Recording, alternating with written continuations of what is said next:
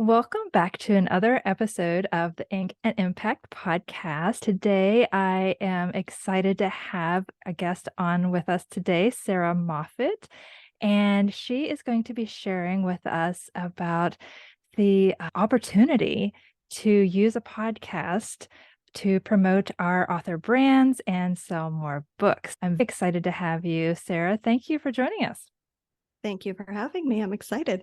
First out of the gate here, I am very curious to know how you and your husband, Billy, run this podcast business, which is Musical Crime Productions. I feel like there's a story behind the name. There is, and it's a wild ride, to be honest. Before I was a podcast manager, I was actually ghostwriting blogs, newsletters, and I don't know if you would call it ghost editing, if it's a manuscript that needed some tweaking and tightening up. So I was doing quite a bit of that. And my husband, Billy, he was a touring musician for 20 years. And that's where Musical Crime comes from. He had released a EP in 2016 called A Musical Crime because it's a crime what artists and creatives get paid for their talents and their skills and their craft. Yes, that makes total sense. At first, I'm thinking, okay, I know she was a ghostwriter. Did she write mysteries or, solve the crimes? But that totally makes sense. I love that. You offer so many wonderful things as podcast manager. And I'm really interested in the launch strategist part of it too. Walk me through. So I'm a new client of yours. I'm an author. I have this new book that I'm either writing or have just published. What would you say to me to help me? Why would I start a podcast in the first place? So, podcasting is just an amazing avenue. It's like social media, but instead of being a 24-hour window where people see your post, if that 24 hours, podcasting is evergreen and it stays there forever. It's just that beautiful structure that they have. Yes. So when you're working with authors and other creatives along those lines, what kind of a podcast do you recommend that they provide? Just one that talks about their book's theme, or do an interview or a solo? Do you go into that with them? Do you help them decide what kind of format that they should use? Sometimes they already have an idea of what they want when they come to me. If they don't, we do walk through it together. For somebody who's launching a podcast to promote their book, it doesn't have to be specifically just let's promote this book. It's very much like creating a content strategy like you would for your social media. You want to know why you're starting this podcast, what's your goal, who you're talking to, just like when you're writing your book, who's your ideal reader, who's your ideal listener. Likely it's going to be your ideal reader because you'll be showing up to talk about the topic that you wrote your book on. You're the expert in that niche, that theme, that topic. In your area of expertise, how do you come in and support an author who is starting a podcast? With a podcast launch, instead of having to go to Google or YouTube and Google, how do you launch a podcast? What equipment do you need to launch your podcast? All the questions, it's one-on-one with me and Bill for 6 to 8 weeks. So instead of having to go to Google, you can just say, hey, Sarah, what does this mean? If you get hung up on anything. But right from the beginning, we have this whole Trello board that walks you through every single step that we'll be going through each week. The things that we'll need from you, the things that you might have or you might need support with, like writing your show description, coming up with your episode topics, writing your episode descriptions, incorporating SEO into your show notes, into your episode titles, what looks good for cover art, and Billy, because he has his background in music, he writes custom music for each podcast that we help launch. So instead of having to go to a stock library where you might potentially pick a track that somebody already else has in a podcast or some other sort of media, you'll have something specific to you, to your podcast, that reflects basically the mood that you want your podcast to portray.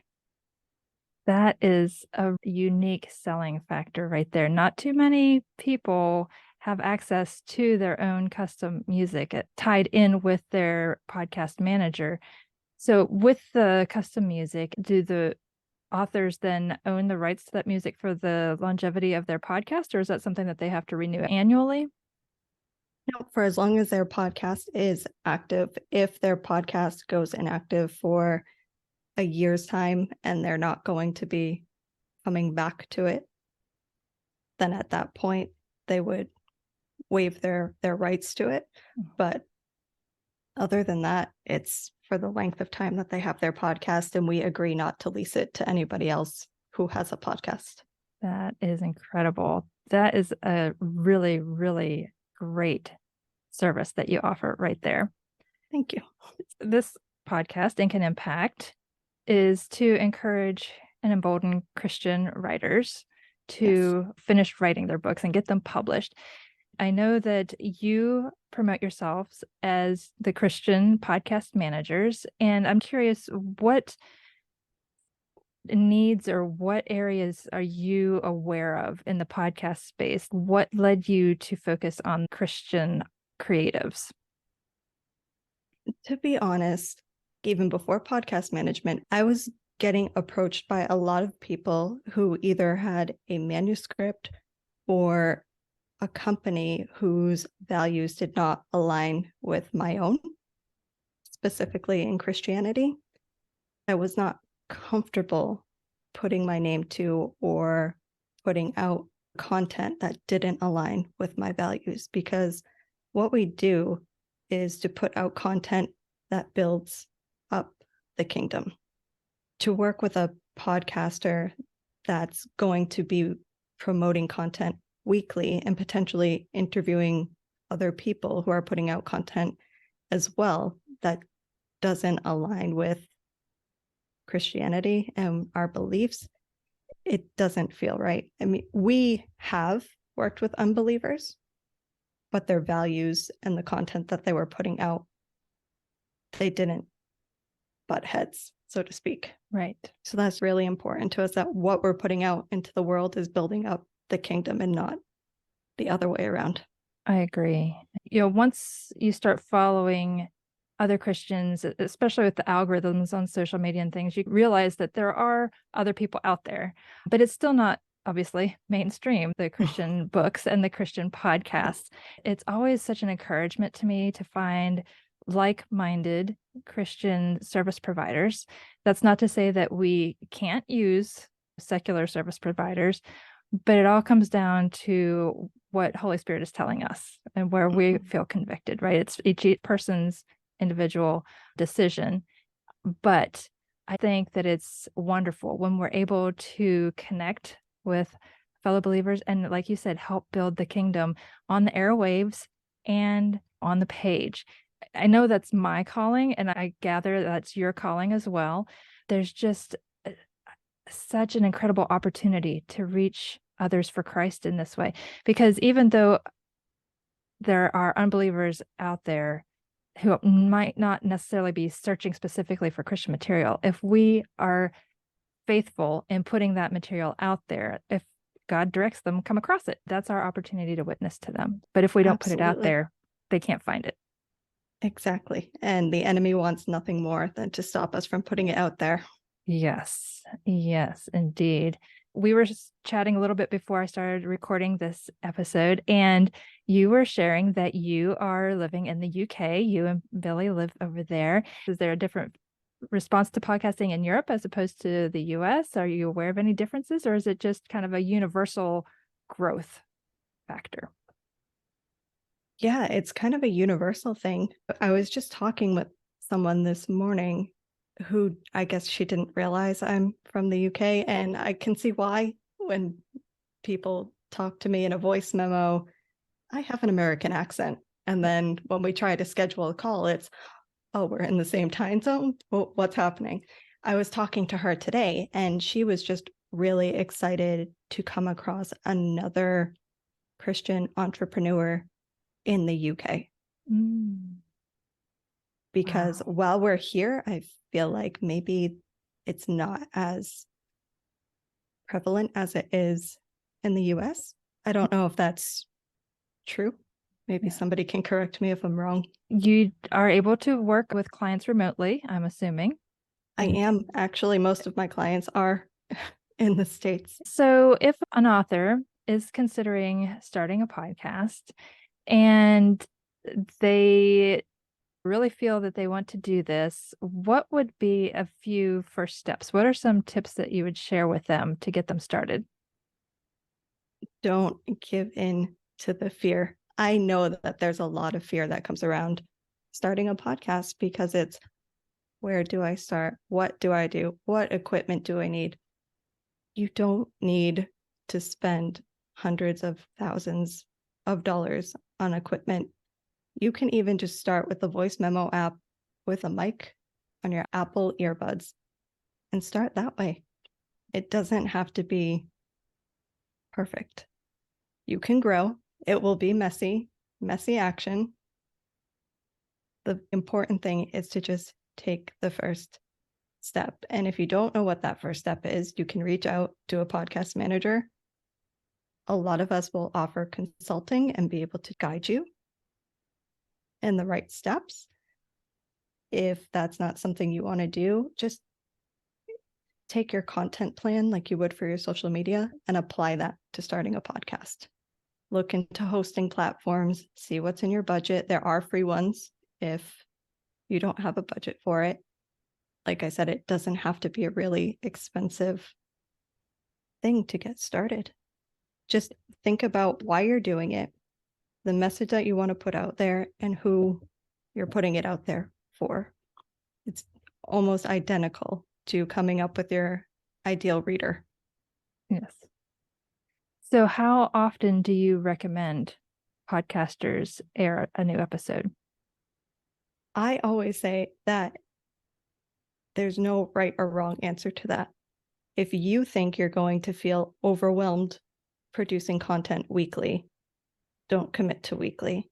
You could release once a month as long as you make it clear to your audience, hey, I release one episode a month, or bi-monthly if you're feeling a little excited.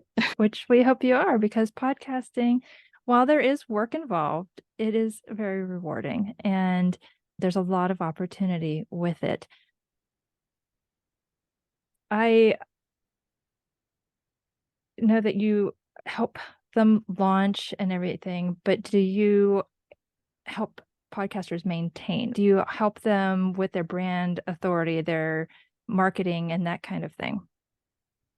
Post-launch, Bill and I like to continue taking over those behind the scenes tasks. So you don't have to worry about, how do I edit? My team just edited my entire podcast for this launch. Now what do I do? If you don't move ahead with ongoing management, we can show you how to do it. But we like to take those tasks just so you focus on the one thing, creating the content and showing up to speak. So you don't have to deal with all that overwhelm of, now I need to commit time to edit, and now I need to commit time to creating graphics and promoting. We'll do it for you. It is time consuming. So having someone do it for you is something that is very beneficial if it's in your budget, for sure. Yeah, we definitely believe in people being able to operate in their strength. Like me, I'm used to being the person behind the mic, not the one behind the mic. So this is a little new experience for me. But it's always important to step outside of our comfort zones periodically. I'm taking my own advice. I'm Yes, getting you are. over the fear. That's fantastic. So How could an author use a podcast to convert into book sales? This is something that I have struggled with for myself, not just for book sales, but for letting people know about my writing community and different things like that. Is it wrong to promote your book on your podcast? Absolutely not. As long as your entire episode is not just solely dedicated to promoting your book. I always bring this back to the social media content. You would have no issue putting a call to action at the end of your post, right? To let people know you have a new book out and encourage them to read it. And especially if your content on your podcast is around topics related to your book, it's a very easy to segue into, by the way, did you know I have a new book about XYZ? Right. That's awesome. A podcast is a great way to get word out if you're going to be doing speaking events or book Yes. signings, or to let people know, hey, if you're in this area, come on over. I think it's great for event notification. Yeah. And even if you're new to it and you're looking to use your book to get into speaking events, starting a podcast is a really great way to practice getting comfortable speaking. And when speakers and event planners are looking for new speakers to come on, you will now have audio clips or potentially video clips or interviews on other podcasts showcasing your speaking abilities. It's just getting you comfortable walking in that space and creating new opportunities. And speaking about your book. Exactly. Yes. That's great. I know you have worked with a variety of different clients, and I just wanted to let listeners know that you and Billy do know what you're talking about, because you've had a client who reached #1 on Apple Podcasts in Germany in the Christianity category. You've had a client that's reached #4 on Apple Podcasts in the US Religion and Spirituality podcast category. And then you had one client who had 28,000 downloads in their first week, which is incredible. We were talking a little bit about that before we started recording. Do you mind sharing a little bit about that with our listeners? So that client is actually a social media influencer. So she already had spent time building up her audience. But what's important to note is she took the time to promote her podcast before it launched. She was getting her audience excited about it before it came to fruition. So she was sharing behind the scenes teasers. She was polling her audience to find out what topics they'd want to hear about, maybe some guests they'd like to have on. She was already building up that buzz before it even launched. So granted, she already had a very big audience behind her, but she wasn't just letting her audience hang out and then one day suddenly was like, oh, I have a podcast, and reached that number of downloads. She was doing the work behind the scenes to build up the excitement for it, to let people know, hey, this is coming. Be on the lookout. Just like we authors need to do before our book launch. Yes. And it all comes down to, like you said, not allowing fear to stop us, or the what ifs, or what if I can't do this, or what if it takes too long, or what if we can't live in the what ifs, and we can't live in fear. God has not given us a spirit of fear. So if we believe that God has given us a calling to write a book, He will equip us to write it and publish it and market it. He's not going to leave us stranded after we've written it and say, okay, now you're on your own.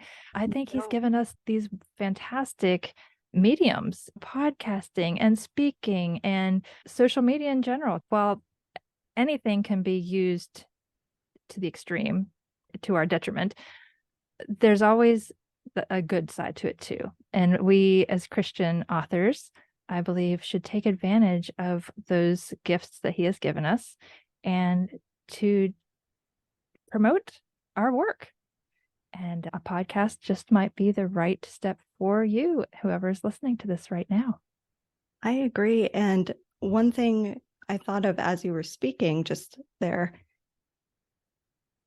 God, if that's his plan for you, he will give you the tools that you need to make it happen. There was a podcast that I launched, and it was completely divinely orchestrated.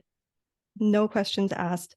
This person had been praying about maybe she should start a podcast or not for about 2 years. Finally, she felt this conviction that it's time. She had no idea where to start. And she literally cried out loud and said, God, if you want me to start this podcast, you're going to have to send me somebody who knows what they're doing because I have no idea what to do. 1 week later, we were connected. Oh my goodness. I love that story.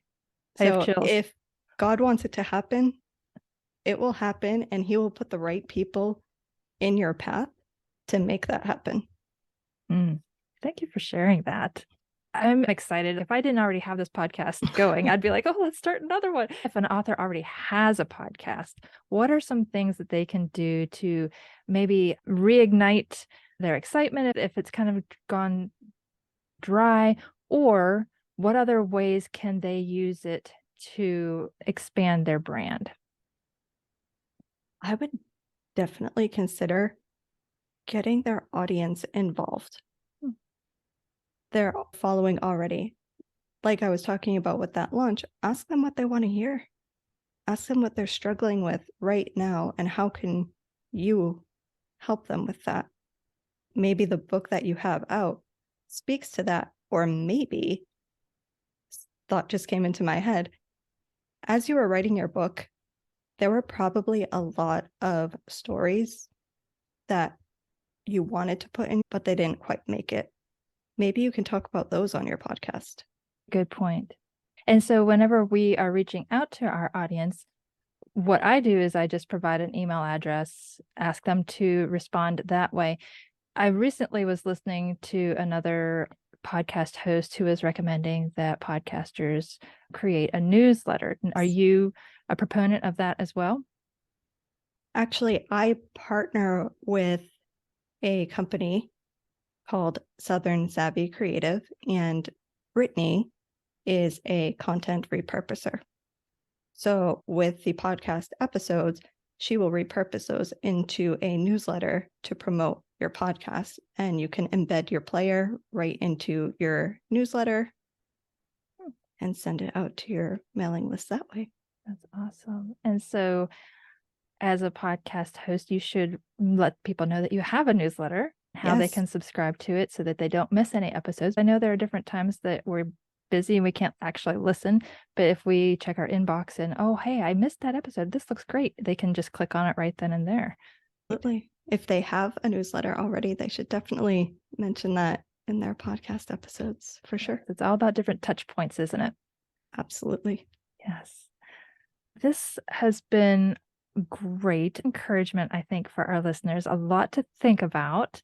If they are interested in starting a podcast and would like to get your feedback, learn more about what you and Billy have to offer, how can they reach you? We are at musicalcrimeproductions.com, and we are also on Instagram at musicalcrimeproductions. That's awesome. Listeners, if you're interested in hearing some of that original music, I know that they have some samples on their website that you can listen to. And they also have a blog with some really great informative posts that might answer some of your immediate questions. But yes, feel free to reach out to Sarah and Billy with all your podcast questions. Thank you so much for joining me, Sarah. I really appreciate your time. I appreciate you having me on. Thank you so much.